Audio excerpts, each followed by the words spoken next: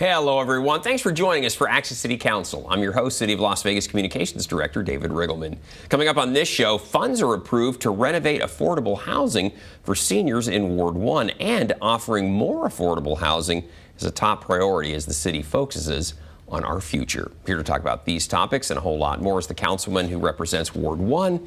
You know who it is, Mr. Brian Knutson. Welcome back. How are you? Thanks very much. I'm doing well.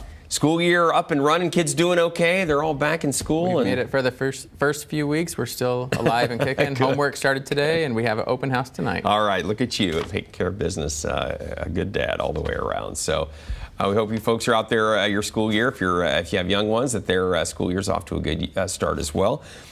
We're talking about Ward 1. You know it very well. It's your stomping ground. For those of you out there not exactly sure where Ward 1 is located, we'll have no fear. We're going to show you on the map.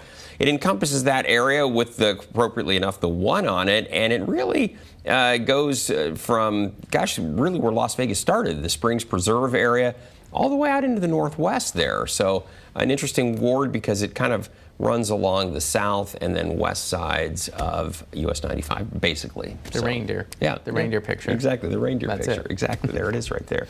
So, Councilman, we're talking about affordable housing, and I think people misunderstand the term often. They hear affordable housing and they think, oh, it's going to be Section 8 or the projects or something undesirable. And really what we're talking about are projects for people who have good jobs, first-year teachers, police officers, firefighters, but they can't afford to live anywhere because rents have really gone up and home mortgages for new homes have really gone up quite a bit.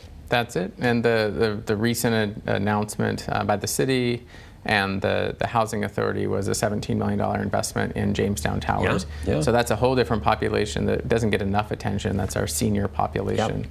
And so seniors who are on that fixed income funding coming in from their pension or their retirement, it doesn't go up, and if the cost of rent increases, they have nowhere else to go. Which is exactly what's happened. So Jamestown Towers has been a housing authority development for decades.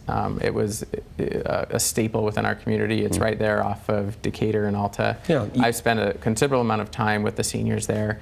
I've helped them with their water systems. I've, a little of everything. Done Christmas and Thanksgiving dinners with them. The truth is that property needs some serious renovations. Yeah, we're going to show you. You posted this on Facebook. You said, a win for Ward 1. Recently, I was able to secure an over $17 million in rehabilitation money to rehabilitate 200 units of affordable housing at Jamestown Towers. And you're going to see some of the tower there, and you're going to just see in some of the video that obviously it's in need of some facelift. And it's the Housing Authority, it's the City of Las Vegas, it's the State of Nevada, all participate in that public funding that goes back into projects that definitely need more assistance. And so this is going to make it look better, make it feel better for those seniors who deserve it. They just deserve it. Yeah, that property's been there a long time. You can feel it when you walk in the doors. It's been there for a long time, and the first time I walked in there was water dripping from the ceiling. There was an exit sign that was out. There was a window that was broken. And if you've been in the units, we can be better. We can be better as a society, and I think that's what we're proving right now is the Housing Authority can do a lot better job of serving those seniors. And that there's a part to play for the city and for the state as well to make sure that everybody has a quality of life experience. Well, $17 million plus will be a good head start. It'll help. On that. Exactly. So good for you and congratulations. That's really great. Shifting gears a little bit, let's talk about medical district. That's a big deal. Boy, a lot happening in the medical district right now. We're really talking about a lot of influx of new money to help things take off. So let's start off where you had a great session on August 23rd here at City Hall, talking about kind of the future of the medical. It was kind of a town hall setting. You had city staff there talk a little bit about some of the great things coming. Yeah, so I can spend all hours talking about the medical district, and it's because of the healthcare, and I've said it publicly. I've had some experience with the healthcare system here and my children, and so it became a very large priority of mine to make sure that healthcare was recognized as a priority for Southern Nevada and for the state of Nevada. And so we did a town hall meeting for those affected directly by the medical district and anybody else who is interested. And we talked about how much investment and change is going to happen for a couple of reasons. One is the state of Nevada gave $70 million. That'll be leveraged by hundreds of millions of dollars in private money. The city's been putting in money to the tune of about $130 million for public infrastructure upgrades. Private investment is more than I can count at this point, with apartment complexes, ambulatory care centers for UNLV, public health labs for UMC. My biggest concern at this point is not that medical care will be improved upon, it'll be that people didn't feel like they were engaged enough. And so I'm doing everything I can and talking about it everywhere I can to make sure that if you think things should be different, if you want to invest in the medical district, if you want something different, now is the time. Because about 2 years from now, it's going to be a lot of construction. About 4 years from now, the vision of healthcare that we set forth is going to come to reality. And so this is a chance for everyone watching, everyone listening. If you have something to say it now. Yeah, it's a very good point, and yeah, a lot of change coming, positive change coming, which is really great. Councilman, also in council chambers, you recognize, we think of medical district, you think of just maybe the medical school and things related to hospital care, but dental care, you recognize the dental school, and I don't think a lot of people realize this, but the dental school at UNLV is the only accredited dental school in our whole state. That's right, and they're right there in the academic medical district. I recognize them because they're part of that medical district, but more so I know them because I bring my kids there. Like everything else, everything's personal to me. So my kids receive their dental health care there, and I've learned a lot about the value of oral health care, and during COVID in particular, how important it was for our community to have services available for those who can't necessarily afford it. I bring my kids there because it's a teaching dental hospital, so you have the residents and the fellows, and then you have the professors of dental medicine, and so you have a team approach. And so my kids had some complex issues related to their health, and I had a team of people that were helping them with their oral health as well. You talked about that, Councilman. I remember we recognized them. Your oral health is such an indicator of your overall health, or it can be if you're not taking care of it or have it taken care of. It's why we live longer. It's healthcare, and dental healthcare in particular has improved upon over the last several decades, and we live longer because of that. So it's a program, it's an investment that we need to continue to prioritize. Yeah, that's terrific. And then also, too, Councilman, speaking of the $70 million influx for the ambulatory care center at the public health lab at UNLV, money coming into the district is, talk a little bit more about that, because that is going to allow the medical school, which is going to open here very quickly. I think October 6th. Start there. Yeah, that got built awfully fast. Yes, and so you're going to have to get out your calculator to add it all up, and I get the numbers mixed up. The city's about $130 million. That's the Rancho and Pinto construction, and upcoming Charleston and Rancho construction. Shadow, Pinto, Charleston, and Rancho. Right. See, I'm getting it mixed up. There's so much of it. That's the city's investment, and you'll see 10 to 15-foot sidewalks, tree-lined streets, new street lights, undergrounded power lines. The medical school, hundreds of millions of dollars. That's an investment initially by the state, and then hundreds of millions of dollars in on the philanthropic side. The ambulatory care center is $30 million by the state, and probably a couple $100 million private investment. That'll also have a mental health side to it. And then a public health lab that'll be operated by University Medical Center to expand services for the public health services, but also our transplants. That's the medical school that we're looking at right there. And the parking lot that was next to it, that won't be a parking lot anymore, it'll be buildings. All of it focused in on highly trained, highly paid people with credentials behind their name who are going to be making our community better. You know, you must pinch yourself, because to see this come to fruition as it is truly phenomenal. It takes a whole lot of people, and so it's a good time to be in Las Vegas. We dreamed of this, and now here it is coming to be. It's amazing. That's it. Las Vegas is the place to be. I'm very proud of it. It is. We've said that for many a year. And then you took a tour of the new in-house laboratory. You have to tell us what this is all about. You and some city staff, and your staff, took a quick tour over there back on August 22nd. So the lab tour was the existing UMC lab. They're kind of packed in there in the 5th floor of University Medical Center. A lot of the COVID tests were run there. If you go to the hospital and they draw blood, it's going to be tested through a lot of very sophisticated machinery within UMC. That's the existing lab. They're now getting an additional $30 million, and a building will be built for them to be a BSL level 3. Now, what BSL level 3 is don't ask me the specifics, but basically it's so that the scary pathogens don't get out into the air. So it's going to be a lot of security, a lot of really intense testing going on, lab work, not just from UMC, but from private and public sector healthcare experts all around the valley are going to send their lab tests there.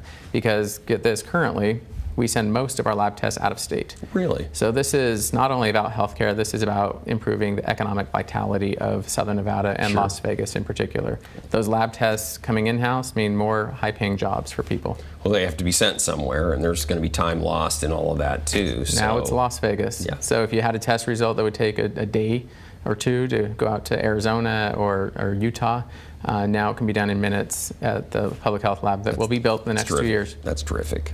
Yeah, a lot happening in the medical district. So stay tuned. More will come, I'm sure, as well. So just getting started. Yeah, exactly. Well, we mentioned it's back to school time, and I love this. You posted this on Facebook. You said it was a great morning welcoming the staff at Katz Elementary to a back to school breakfast. And yes, folks, it's back to school time already. Heck, we're well into the school year now. And there you are, helping everybody get off to a good start. Great to be back in school, and teachers have the hardest jobs out there.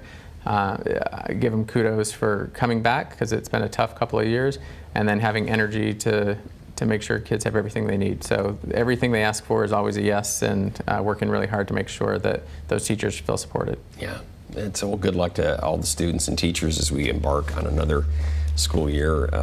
We're off and running. And then, Councilman, this was great too. The No Hate in the Silver State Gala took place.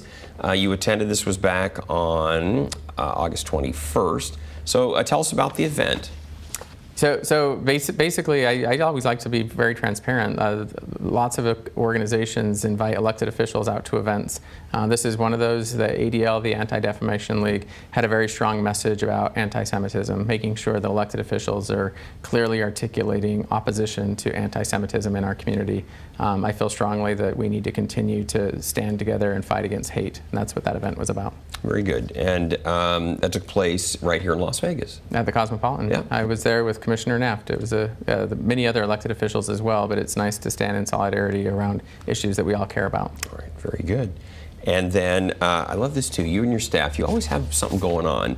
You posted this on Facebook. You said, the other day, my team and I did a mini retreat at one of our local Ward 1 small businesses. Now, this business is Pinspiration. It looks like you are actually making something. We made blankets. Nice. Pinspiration is a do-it-yourself craft store in Lake Mead in Buffalo, and Chris is the owner, and she invited us to spend more time in her shop, and I thought that would be a great way to get to know my team, and then I thought it'd be fun to make a blanket. So we made blankets and had a great time at Pinspiration. So I learned something every time talking with you, because I live near Lake Mead and Buffalo, and I didn't even know this business existed. It's a wonderful little business, and if you like doing crafts, that's where you do crafts. Who knew? You can bring your kids there, and they have a room where you can splatter paint. It's very popular. Ah, now that I think I'm familiar with, but I didn't know you could also make blankets. You can make blankets. You did the safer and less messy thing. I can't do many other crafts, but I can now make a blanket. Very good. I like that. So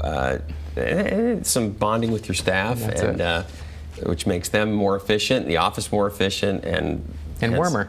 And warmer. And serves the public too. So very good. Well, Councilman, the show's flying along, but here we got an important guest coming, so we want to tell everybody out there we need to take a short break. But when we return, a city initiative focuses on helping businesses and families across Southern Nevada. It's all part of our city's 2050 master plan. We're going to tell you more right after this.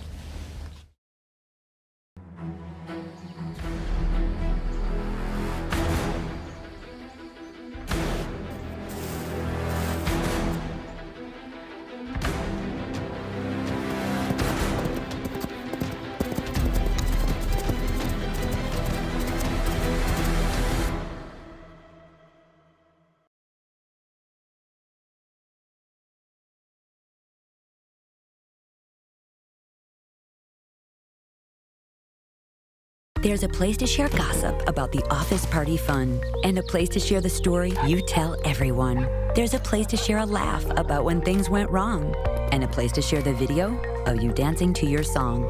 There's a place to share spare change, lunch, and your time. But we could all be better at sharing how we're feeling inside. 76% of employees have struggled with at least one issue that affected their mental health. When you share, you're not alone. Huntington! Every proper bear knows that the right fit means everything. Especially when it comes to car seats. Oh, really? I just did what any bear would do. So know for sure that your child is in the right car seat for their age and size. I like it. To learn more, visit safercar.gov/the right seat. Oh, hello there. Oh, Where's that bear? Welcome back, everyone. As Las Vegas continues to grow over the next 30 years, the city has prepared a master plan to build on its legacy and address future challenges. Here to tell us more about the 2050 master plan is Marco Vallata, the planning manager for the city of Las Vegas. But beyond that, Councilman, we know Marco is actually the father of the 2050 master plan because he worked very hard to get all the community input out there, which there was a lot. And he heard from everybody, he heard from elected officials, and then crafted the plan, which we didn't do overnight, did we, Marco? It was a long process. So I know the 2050 master plan is near and dear to you because it sets the compass for not only Ward 1, but really for the city for the next 30 years. And I think the language in there and the vision really sets the course for Southern Nevada, because listening to other elected officials, everybody knows Marco, everybody. And so that it's a shining bright light within the city of Las Vegas is Marco, because everybody kind of looks to him and what he's going to do. Exactly. So that's the future of Las Vegas is right here. Because I told you folks, he really got out there and heard from everybody that had an opinion on where we should be headed in the future. Marco, let's start here. People would say, we'd hear this, oh, how can you project 30 years in the future and have any form of accuracy? But tell everybody about the 2020 master plan that we wrapped up here just a couple of years ago. Yeah, the 2020 master plan was really completed way ahead of schedule. I mean, a lot of the things that were anticipated as part of the 2020 plan were completed much faster because of the explosive growth that the region experienced in the early 2000s. So we did set out to do what we called for in the plan and implemented about 90% of the recommendations. And that's the thing, Marco, that's the key, is that how much of it was accurate, projected well into the future, but there were so many accuracies about where the city would be heading, what we were going to need from an infrastructure standpoint to housing to whatever it might have been. And it was amazing about how much of that turned out to be exactly correct. Yeah, it was. And even we saw that in the first city master plan that was adopted by the council in 1959. Right. They projected that the city would grow to 120,000 by 1980, and it actually quadrupled. But a lot of the other recommendations that were a part of that plan, same thing with the 2020 plan, they hit a lot of the things that were called for, like I-15 or a golf course or the aqueduct out to Lake Mead. Yeah, so it's interesting. So I think we've got a councilman a pretty good sense that, well, these guys are pretty good at figuring out master plans and projecting down the road. So I think we've got a high degree of confidence that what's in the plan is actually what we need to be looking at and focusing on, right? Yep, and it's super scary. It's super scary to a lot of the residents that I talk to, and I know in feedback it's super scary to people.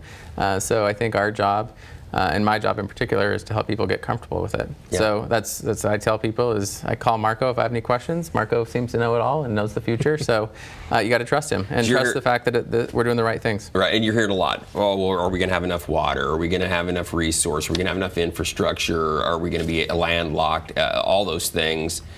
People I know, it's top of mind right now, especially with water and the Lake Mead situation. Yeah. The cuts that were just announced by the Bureau of Reclamation, those have been anticipated. We knew that from Southern Nevada Water Authority that we would be getting some kind of a cutback, but we've been such a leader in water conservation.